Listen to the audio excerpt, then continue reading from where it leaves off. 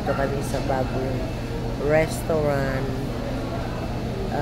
Pilipino naman ang may-ari yata. So, nakita ko lang to sa Facebook. Dito kami mag-dinner.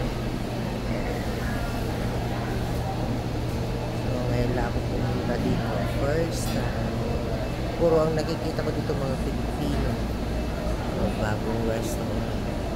Ayo guys, taga Las Vegas, punta kayo dito, may bagong restaurant dito na barbecue.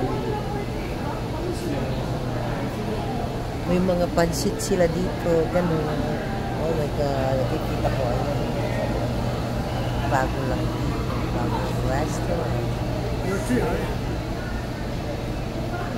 Ayan, daming bago lang to. Oh, may isaw sila.